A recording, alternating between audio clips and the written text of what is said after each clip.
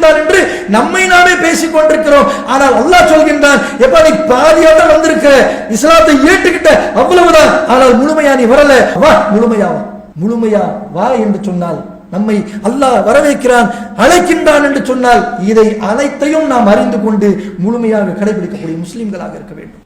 கண்ணியத்துக்குரிய எல்லாம் வல்ல அல்லாஹ்வின் நல்லடியார்களே, அல்லாஹ்வுடைய பேரருளால் அல்லாஹ்வுடைய மார்க்கமான தீனுல் இஸ்லாத்தை நாம் எல்லாம் அறிந்து கொண்டு, எதை நாம் அறிந்து கொண்டோமோ அதை நம்முடைய வாழ்வில் நாம் கடைபிடித்து, உலகத்தில் நாம் எல்லாம் முஸ்லிம்களாக வாழ்ந்து கொண்டிருக்கின்றோம். இவ்வாறு வாழக்கூடிய நாம் ஒவ்வொருவரும் இந்த உலகத்தில் நம்முடைய வாழ்க்கை செயல்களை எவ்வாறு அமைத்துக் கொள்ள வேண்டும் என்று சொன்னால், எவ்வாறு நம்மை படைத்த இறைவன் அல்லாஹ் ரப்புல் ஆலமீன் தன்னுடைய திருமறை குர்ஆனிலே நமக்கு வாழச் சொல்கின்றானோ, அதன்படி எவ்வாறு நபிகள் நாயகம் ஸல்லல்லாஹு அலைஹி வஸல்லம் அவர்கள் தன்னுடைய வாழ்க்கையை இந்த உலகத்தில் வாழ்ந்து நமக்கு பாடமாக வழங்கினார்களோ, அதுபோன்ற செயல்களோடு தான் இந்த உலகத்தில் ஒவ்வொரு மனிதனும் வாழ வேண்டும். அல்லாஹ் ரப்புல் ஆலமீன் அப்படிதான் ஒவ்வொரு ஈமான் கொண்டவர்களை வாழச் சொல்கின்றான். திருமறை குர்ஆனிலே அல்லாஹ் ரப்புல் ஆலமீன் நமக்கு பல்வேறு விதமான உபதேசங்களை வழங்கியிருக்கின்றான். வழங்கக்கூடிய இறைவன் அவன் மீது நம்பிக்கை கொண்ட ஈமான் கொண்ட மக்களை பார்த்து ஒரு உபதேசத்தையும் அழைப்பையும் விடக்கூடிய வசனத்தை நம்மால் பார்க்க முடிகின்றது. அந்த வசனத்தில் அல்லாஹ் ரப்புல் ஆலமீன் எப்படி தன்னுடைய உபதேசங்களையும் அழைப்பையும் வைக்கின்றான் என்று சொன்னால், அல்லாஹ் சொல்கின்றான், யா அய்யுஹல்லதீன ஆமனூ, ஈமான் கொண்டவர்களே. அல்லாஹ் தான் படைத்த அனைத்து மக்களையும் சேர்த்து இந்த உபதேசத்தை சொல்லவில்லை. ஈமான் கொண்டவர்களே என்று அல்லாஹ் ரப்புல் ஆலமீன் குறிப்பிட்டு சொல்லிவிட்டு அடுத்ததாக தன்னுடைய அழைப்பையும் உபதேசத்தையும் சொல்லக்கூடியதை பார்க்கிறோம். யா அய்யுஹல்லதீன ஆமனூ, ஈமான் கொண்டவர்களே என்று சொல்லிவிட்டு அல்லாஹ் சொல்லுகின்றான், உதுகுலு ஃபிஸ்ஸில்மி காஃபா, நீங்கள் முழுமையாக இஸ்லாத்தில் நுழைந்து விடுங்கள். அல்லாஹ் எப்படி நமக்கு அழைப்பு தருகின்றான் பாருங்க. காஃபிர்களுக்கு, இறை மறுப்பாளர்களுக்கு, கடவுளே இல்லை என்று சொல்லக்கூடியவர்களுக்கு அல்லாஹ் இந்த உபதேசத்தை எடுத்து வைக்கவில்லை. அல்லாஹ் ரப்புல் ஆலமீன் யார் அவன் மீது ஈமான் கொண்டார்களோ, லா இலாஹ இல்லல்லாஹ்வை ஏற்றுக்கொண்டு அல்லாஹ் தான் என்னுடைய இறைவன், அல்லாஹ் தான் என்னை படைத்தான், பரிபாலித்துக் கொண்டிருக்கிறான் என்று நம்பிக்கை கொண்டார்களோ, அந்த மனிதர்களை சுட்டி காண்பித்து அல்லாஹ் சொல்லுகின்றான், நீங்கள் முழுமையாக இஸ்லாத்தில் நுழைந்து விடுங்கள். அப்ப இந்த வசனம் என்பது சிலருக்கு புரியும், பலருக்கு புரிந்து கொள்வதில் சிரமம் இருக்கும். என்ன காரணம் என்று சொன்னால், அல்லாஹ் ஈமான் கொண்டவர்களை என்று நம்மை பார்த்து சொல்லிவிட்டு அடுத்ததாக இஸ்லாத்தில் நுழைந்து விடு என்று சொல்கின்றானே, இது என்ன ஒரு குழப்பமா இருக்கு அப்படின்ற மாதிரி நாம் யோசிப்போம். குழப்பமோ இதில் யோசிப்பதற்கோ எந்த ஒரு இல்லை. அல்லாஹ் ரப்புல் ஆலமீன் இந்த அழைப்பை நமக்கு தெளிவாக தான் எடுத்து வைக்கிறான். உலகத்தில் வாழக்கூடிய முஸ்லிம்களுடைய நிலை எப்படி இருக்கின்றது என்று சொன்னால், பெரும்பான்மையானவர்கள் இன்றைக்கு இஸ்லாத்தை ஏற்றுக்கொண்டு பெயர் தாங்கி முஸ்லிம்களாக தான் வாழ்ந்து கொண்டிருக்கிறார். யார் என்று அடையாளத்தை கேட்டால் தன்னை முஸ்லீம் என்று அடையாளப்படுத்துவார்கள். முஸ்லீம் என்று அடையாளப்படுத்தக்கூடிய அவர்களிலே இஸ்லாத்தை பற்றி நீங்கள் என்ன அறிந்து வைத்திருக்கிறீர்கள், என்ன கடைபிடிக்கிறீர்கள் என்று கேட்டால் பலரிடத்துல பதில் இருக்காது. காரணம், இஸ்லாத்தை முழுமையாக அவர்கள் அறிந்து கொள்ளாமல் இருப்பார்கள். அறிந்து கொள்ளவில்லை என்று சொன்னால் இஸ்லாம் சொல்லக்கூடிய அடிப்படையில் நம்முடைய வாழ்க்கையை நாம் அமைத்துக் கொள்ள முடியுமா? அப்ப அவர்களுடைய வாழ்க்கை எப்படி இருக்கும் என்று சொன்னால், பெயர் தாங்கி முஸ்லிம்களாக இருப்பார்கள். இஸ்லாம் எந்த சட்டத்தோடு வாழச் சொல்கின்றது, எந்த அடிப்படையோடு வாழச் சொல்கின்றது, எந்த நிலையில் தன்னுடைய வாழ்க்கையை அமைத்துக் கொள்ள சொல்கின்றது என்பதை அறிந்து கொள்ளாமலே இந்த உலகம் போன போக்கிலே தன்னுடைய வாழ்க்கையை அமைத்துக் கொள்ளக்கூடியவர்களாக இருப்பார்கள். அதனால்தான் அல்லாஹ் ரப்புல் ஆலமீன், நீங்கள் ஈமான் கொண்டவர்களாக இருக்கிறீர்கள், ஆனால் முழுமையாக இஸ்லாத்தில் நீங்கள் நுழையவில்லை, நுழைந்து விடுங்கள் என்று அல்லாஹ் அழைக்கின்றான். அப்ப இஸ்லாத்தை பற்றி இன்றைக்கு லா இலாஹ இல்லல்லாஹ்வை ஏற்றுக்கொண்ட முஸ்லிம்களே இஸ்லாம் சொல்லக்கூடிய பல்வேறு விதமான சட்டங்களை, உபதேசங்களை, பல்வேறு விதமான ஒழுக்கங்களை, பாடங்களை அறிந்து கொள்ளக்கூடிய ஒரு நிலையில் தான் இன்றைக்கு உலகத்தில் உள்ள பெரும்பான்மையான முஸ்லிம்கள் வாழ்ந்து கொண்டிருக்கிறோம். உலகத்தில் நம்மோடு இன்றைக்கு சமகாலத்தில் வாழக்கூடிய மக்களை பாருங்கள். உலகத்தில் இஸ்லாம் என்று சொல்லக்கூடிய அந்த மார்க்கம் மட்டும்தான் இருக்கின்றதா? மக்கள் அனைவரும் இதை மட்டும்தான் கடைபிடிக்கின்றார்களா என்று கேட்டால் இல்லை. ஒரு கூட்டம் இஸ்லாத்தை ஏற்றுக்கொண்டது. ஏற்றுக்கொள்ளாத அந்த கூட்டத்தில் பல பிரிவினைகளை ஏற்பட்டு அவர்களாகவே ஒவ்வொரு மதத்தை உருவாக்கி இதுதான் சரி, இதுதான் சிறந்தது என்று சொல்லி ஒவ்வொரு கூட்டங்களும் ஒவ்வொரு மதத்தை கடைபிடிக்கக்கூடிய மக்களாக தான் இன்றைக்கு நம்மோடு வாழக்கூடிய மக்களை பார்க்க முடிகின்றது. அப்படி இஸ்லாத்தை ஏற்றுக்கொள்ளாத மற்ற மதங்களை பின்பற்றக்கூடிய அவர்கள் சொல்லக்கூடிய அந்த மக்களுக்கு சொல்லக்கூடிய உபதேசங்களுடைய அனைத்து விதமான நூல்களை எடுத்து பாருங்கள். அந்த உபதேசங்கள் எப்படி இருக்கும் என்று சொன்னால் மேலோட்டமாக இருக்கும். மனிதர்கள் அதை கடைபிடிக்க வேண்டும் என்கின்ற கட்டாயமோ கட்டளையோ இருக்காது. ஏன்? கட்டளையிடக்கூடியவன் அல்லாஹ் ஒருவன் இருக்க வேண்டும், படைத்தவன் இருக்க வேண்டும். அவன் அந்த கட்டளையிட்டால் தான் அவனால் படைக்கப்பட்ட மனிதர்கள் அதை ஏற்றுக்கொள்வார்கள். ஆனால் அவர்கள் சொல்லக்கூடிய உபதேசம் மனிதர்களால் உருவாக்கப்பட்டது என்கின்ற காரணத்தினால் கட்டளை இருக்காது, உபதேசங்கள் மட்டும்தான் இருக்கும். அப்படி சொல்லக்கூடிய அந்த உபதேசங்களில் பாருங்கள், மனித சமுதாயத்திற்கு தேவையான அனைத்து விதமான உபதேசங்களும் அனைத்து விதமான பாடங்களும் அவருடைய நூல்களிலே இருக்குமா என்று பார்த்தால் உலகத்தில் உள்ள அத்துணை மதங்களுடைய நூல்களை எடுத்து பார்த்தாலும் மனிதனுக்கு தேவையான அத்துணை பாடங்களும் இருக்கவே இருக்காது. இஸ்லாம் சொல்லக்கூடிய இந்த மார்க்கம் தரக்கூடிய குர்ஆனை தவிர ஒரு மனிதன் இப்படிதான் வாழ வேண்டும், இப்படிதான் நீங்கள் தூங்க வேண்டும், இப்படிதான் நீங்கள் உண்ண வேண்டும், இப்படிதான் நீங்கள் நடக்க வேண்டும் என்று அனைத்து விதமான உபதேசங்களை நடப்பது, தூங்குவது, படுப்பது, பேசுவது, இது போன்ற உபதேசங்கள் மட்டுமல்லாமல் ஒரு மனிதன் சிறுநீர் கழிக்க வேண்டும் என்று சொன்னால் அந்த சிறுநீரை அந்த மனிதன் எவ்வாறு கழிக்க வேண்டும், எப்படி அந்த சிறுநீர் கழித்த பிறகு அந்த உடலை தூய்மை செய்து கொள்ள வேண்டும், அனைத்து விதமான உபதேசம் சொல்லக்கூடிய அல்லாஹ் ரப்பல் ஆலமீன் நமக்கு வழங்கிய திருமறை குர்ஆனை தவிர வேறு எதையும் பார்க்க முடியாது. இன்றைக்கு உலகத்தில் இருக்கக்கூடிய ஒவ்வொரு மனிதனும் இது போன்ற உபதேசங்களை நாம் எடுத்துரைத்தால் அல்லது அவர்கள் படித்து பார்த்தால் அந்த உபதேசங்களை படித்துவிட்டு அறிந்து கொண்டு வியர்ந்து போகக்கூடிய அளவிற்கு அல்லாஹ் ரப்பல் ஆலமீன் பல்வேறு விதமான மனிதனுக்கு தேவையான அனைத்து உபதேசங்களும் அல்லாஹ்வுடைய தூதர் அவர்கள் மூலமாக திருமறை குர்ஆனின் மூலமாக நமக்கு வழங்கக்கூடியதை பார்க்கின்றோம். நபிகள் பெருமானார் ஸல்லல்லாஹு அலைஹி வஸல்லம் அவர்கள் சொல்கிறார்கள், எப்படி ஒரு மனிதன் சிறுநீரை கழிக்க வேண்டும் ஏதாச்சும் ஒரு புத்தகத்தில் பார்க்க முடியுமா? குர்ஆனை தவிர, அல்லாஹ்வுடைய தூதருடைய உபதேசங்களை தவிர.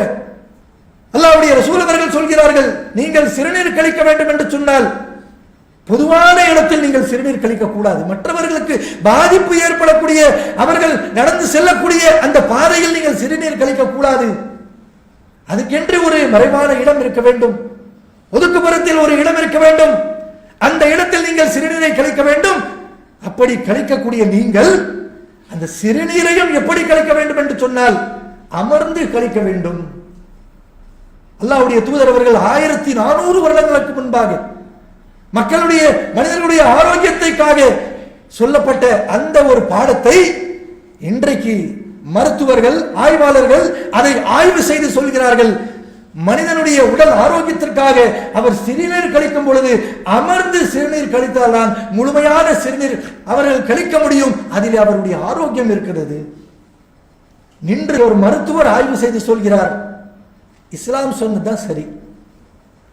1400 ஆண்டுகளுக்கு முன்பாக நபிகளால் சொல்லக்கூடிய இந்த பாடம், இந்த உபதேசம் தான் சரி என்று சொல்லி இன்றைக்கு ஆய்வுகள் சொல்லக்கூடியதை பார்க்கிறோம். சிறுநீர் கழித்து விட்டு அப்படியே சென்று விடலாமா? இன்றைக்கு பாருங்க, 20,000 30,000 சொல்லி ட்ரெஸ் வாங்குவாங்க, அது ஒரு பெரிய கௌரவமாக போட்டு செல்வார்கள். அவர்களுக்கு சிறுநீர் வந்தால் அந்த ஆடையை அணிந்து கொண்டு அப்படியே சிறுநீரை கழிப்பாங்க, கழித்து விட்டு அப்படியே சென்று கொண்டே இருப்பாங்க. அவ்வளவு விலை உயர்ந்த பொருட்களை கொடுத்து, பொருளாதாரத்தை கொடுத்து வாங்கிய அந்த ஆடையின் மீது சிறுநீருடைய துளிகள் பட்டிருக்கும், எதையும் கவனிக்க மாட்டாங்க. ஆனால் இஸ்லாம் சொல்கிறது, நீங்கள் சிறுநீர் கழிக்கக்கூடிய நேரத்தில் மிக கவனமாக நீங்கள் இதை கழிக்க வேண்டும். ஏனென்று சொன்னால் அல்லாஹ் ரப்பல் ஆலமீன் நாளை மன்னரையில் உங்களுக்கு அதற்கான வேதனையை வழங்குவான்.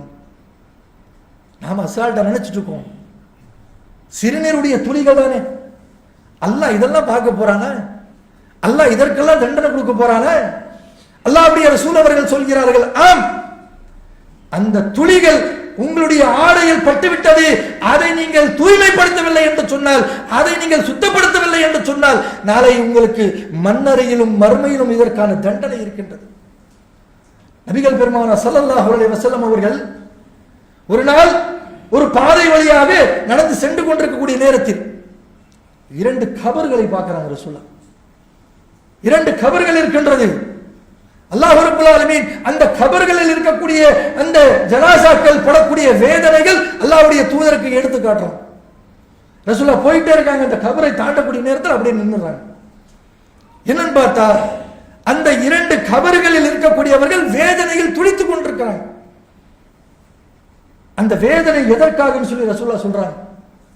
ஒரு கபரை காண்பிச்சு ரசூலுல்லாஹ் சொல்றாங்க, இந்த கபரில் இருக்கக்கூடியவர் வேதனைப்படுகிறார். எதற்காக தெரியுமா? இவர் இந்த உலகத்தில் வாழ்ந்து கொண்டிருக்கும் பொழுது மற்றவர்களை பற்றி கோள் சொல்லக்கூடியவராக இருந்தார், புறம் பேசுவார். நம்ம கிட்ட இந்த வந்தா ஒருத்தர் நல்லா பேசுவார்ல, பேசிட்டு அடுத்தவங்கிட்ட போனா நம்மளை பத்தி குறை சொல்வார், அங்கிருந்து இங்க வரும்போது அவரை பத்தி குறை சொல்வார். இந்த பண்பு நல்ல பண்பா என்று பார்த்தால் நிச்சயமாக இல்லை. நமக்கு மன்னரையிலும் மறுமையிலும் நமக்கு மிகப்பெரிய ஒரு இழிவை தரக்கூடிய வேதனை தரக்கூடிய செயல். அல்லாஹ்வுடைய ரசூல் அவர்கள் சொல்கிறார்கள், இந்த மன்னரையில் வேதனைப்படக்கூடிய இந்த மனிதன் கோல் சொல்லக்கூடிய அந்த நிலையிலே மரணித்து விட்டான். அந்த செயலுக்காக அல்லாஹ் ரப்பல் ஆலமீன் மன்னரையிலே வேதனை தருகின்றான். அடுத்த ஒரு கபரை பார்த்து அல்லாஹ்வுடைய தூதர் அவர்கள் சொல்கிறார்கள், இவர் ஏன் வேதனைப்படுகிறார் தெரியுமா? அல்லாஹ் இந்த மன்னரையில் இவருக்கு கொடுக்கப்பட்ட வழங்கப்பட்ட இந்த வேதனை எதற்காக என்று சொன்னால், இந்த உலகத்தில் அவர் வாழும் பொழுது சிறுநீர் கழிக்கக்கூடிய நேரத்தில் அந்த சிறுநீருடைய துளியிலும் அதை சுத்தப்படுத்தாமல் அப்படியே தன்னுடைய செயல்களை அப்படியே அவருடைய வாழ்க்கை வாழ்ந்தார். அந்த ஒரு பாவத்திற்காக, அந்த ஒரு தவறுக்காக அல்லாஹ் ரப்பல் ஆலமீன் இந்த மன்னரையில் அவருக்கு இது போன்ற வேதனையை தருகின்றான். அன்புக்குரிய சகோதர சகோதரிகளே, இதை பற்றி நாம் சிந்திக்க கடமைப்பட்டிருக்கிறோம். யோசிக்கணும். நம்ம நம்மிலே நிறைய பேர் எப்படி யோசிக்கிறோம்? இதெல்லாம் ஒரு பெரிய விஷயமா, இதெல்லாம் ஒரு தவறா, இதெல்லாம் ஒரு குற்றமா என்று யோசிக்கக்கூடிய, அதன்படி செயல்படக்கூடிய மக்களை நம்ம பார்க்கிறோம். அப்ப அவ்வளவு தூய்மையை பற்றி, உலகத்தில் வாழக்கூடிய ஒவ்வொரு மனிதனும் எவ்வாறு தூய்மையை கடைபிடிக்க வேண்டும் என்கின்ற பாடத்தை நபிகள் பெருமானார் ஸல்லல்லாஹு அலைஹி வஸல்லம் அவர்கள் தன்னுடைய வாழ்நாளிலே ஏராளமான உபதேசங்களை இந்த இஸ்லாமிய சமூகத்திற்கு, ஏன் இந்த உலகத்தில் வாழக்கூடிய அனைத்து மக்களுக்கும் வழங்கியிருக்கிறார்கள். அப்படி வழங்கப்பட்ட அந்த ஒவ்வொரு செயல்களையும் நாம் அறிந்து கொண்டால்தான், அறிந்து கொண்டு அதன்படி நாம் வாழ்ந்தால் மட்டும்தான் அல்லாஹ் நமக்கு அழைக்கக்கூடிய அந்த அழைப்புக்கேற்ற வாழ்க்கை நம்முடைய வாழ்க்கையாக இருக்கும். உலகத்தில் நாம முழுமையாக இஸ்லாத்துல வந்துட்டோம், அதற்கான அடையாளம் என்னவென்று சொன்னால், ஐவேளை தொழுது கொண்டிருக்கிறோம், ரமலானுடைய மாதத்திலே நோன்பு வைத்துக் கொண்டிருக்கிறோம், ஜகாத்து நாம் கொடுத்து விடுகிறோம், ஹஜ்ஜுக்கு நாம் செல்கின்றோம், இதுதானே இஸ்லாத்தை முழுமையாக கடைபிடிப்பது என்று நாம் நினைப்போம் என்று சொன்னால், அன்புக்குரியவர்களே, இது ஒரு பாகம்தான். இது முழுமையாக இஸ்லாத்தில் நுழைவது அல்ல. அல்லாஹ் விரும்பக்கூடிய அந்த அடிப்படையில் நாம் நுழைந்து வாழ வேண்டும் என்று சொன்னால், இந்த வணக்கங்களை தாண்டி எப்படியெல்லாம் அல்லாஹ்வும் அல்லாஹ்வுடைய தூதர் அவர்களும் இந்த உலகத்தில் நம்மை வாழச் சொல்கின்றாரோ அதன்படி அனைத்தையும் அறிந்து கொண்டு நாம் வாழக்கூடியவர்களாக இருக்க வேண்டும். அல்லாஹ்வுடைய ரசூல் அவர்கள் தூய்மையை பற்றி பேசும் பொழுது சொல்கிறார்கள், ஈமானில் பாதி எது என்று சொல்கிறார்கள். நாம என்ன நினைச்சிட்டு இருக்கோம்? 5 வேளை தொழுதுட்டா போதுங்க, ரமலானுடைய மாதத்துல நோன்பு வச்சுட்டா போதும், ஜகாத்து, ஹஜ்ஜு இது போன்ற வணக்க வழிபாடுகள் செய்து முடித்து விட்டால் இதுவே போதுமானது, முழுமைப்படுத்தி விட்டோம் என்று நினைக்கின்றோம். ஆனால் நபிகள் பெருமானார் ஸல்லல்லாஹு அலைஹி வஸல்லம் அவர்கள் சொல்கிறார்கள், ஈமானுடைய பாதி எதுவென்று சொன்னால், ஈமானுடைய பாதி தூய்மை என்று சொல்கிறார்கள். நபிகள் நாயகம் ஸல்லல்லாஹு அலைஹி வஸல்லம் அவர்கள் சொல்கிறார்கள், நாம் இரவு நேரத்தில் தூங்கும் பொழுது நம்மை சுத்தமாக தூய்மைப்படுத்திக் கொண்டு நாம் படுக்க வேண்டும். எத்தனை பேர் கடைபிடிக்கிறோம் யோசிச்சு பாருங்க. ரசூலுல்லாஹ் அழகா சொல்றாங்க, தூங்க போகக்கூடிய நேரத்தில் ஒழு செஞ்சு தூங்குங்க. ஆனா இன்றைக்கு நம்முடைய நிலைமை என்ன? இரவு நேரத்தில் தூங்கக்கூடிய நேரத்தில் ஒழு பண்ணுமா? முஸ்லீம்கள் கேட்கக்கூடியது பலருக்கு தெரியவே தெரியாது. என்னங்க சொல்றீங்க? தொழக்கூடிய நேரத்தில் தொழுகைக்கு போகணுமா, ஒழு செய்யலாம், அது நமக்கு கடமை. ஒழு செய்யாம போய் தொழுதால் அந்த தொழுகை ஏற்றுக்கொள்ளப்படாது. அதெல்லாம் நம்ம தெரிஞ்சு வச்சிருக்கிறோம். சரி, நோன்பு திறக்க போறோம், ஒழு செய்யலாம் அப்படின்னு சொல்லி இதற்கெல்லாம் சொல்லக்கூடியவர்களும், இரவு நேரத்தில் நாம் தூங்கக்கூடிய நேரத்தில் அல்லாஹ்வை வணங்கிவிட்டு அல்லாஹ்விடத்தில் பிரார்த்தனை செய்துவிட்டு ஒழு செய்து நாம் படுக்க வேண்டும், தூங்க வேண்டும், துவா செய்து படுக்க வேண்டும் என்கின்ற இந்த இஸ்லாம் சொல்லக்கூடிய பாடத்தை இன்றைக்கு பெரும்பான்மையானவர்கள் அறிந்து கொள்ளாமலே வாழ்ந்து கொண்டிருக்கிறாங்க. நபிகளார் சொல்கிறார்கள், தூங்கி முடிச்சிட்டீங்களா, காலையில எழுந்த உடனே நீங்க போய் ஒரு மக்குல தண்ணி இருக்கு, அப்படியே தண்ணியில கையை விட்டுறாதுன்றாங்க. இஸ்லாம் எப்படி எல்லாம் பாடம் கத்து கொடுப்பாருங்க, யோசிச்சு பாருங்களேன். இரவு நேரத்தில் உங்களை அறியாமலே உங்களுடைய கைகள் தேவையில்லாத இடத்துல பட்டிருக்கும், தரையில பட்டிருக்கும், அழுக்கு இருக்கக்கூடிய இடத்துல பட்டிருக்கும். அதனால நீங்க காலையில ஏஞ்ச உடனே அப்படியே போய் கையை விட்டுறக்கூடாது. அதுல தண்ணி எடுத்து ஒரு கையை சுத்தம் பண்ணிட்டு அடுத்ததாகத்தான் நீங்கள் இந்த குளத்திலேயோ மற்ற தண்ணீர் இருக்கக்கூடிய இடத்துல கையை விடணும். இஸ்லாம் சொல்லக்கூடிய பாடம். ஒவ்வொரு நேரத்திலும் அல்லாஹ்வுடைய தூதர் அவர்கள் சொல்கிறார்கள், உங்களுடைய வாயை நீங்கள் சுத்தமாக வைத்துக் கொள்ள வேண்டும், உங்களுடைய வயிறை நீங்கள் சுத்தமாக வைத்துக் கொள்ள வேண்டும். உங்களுடைய ஆரோக்கியத்திற்காக இதைவிட ஒரு பெரிய விஷயம் எதுவுமே கிடையாது. நாம யோசிச்சு பாருங்களேன்.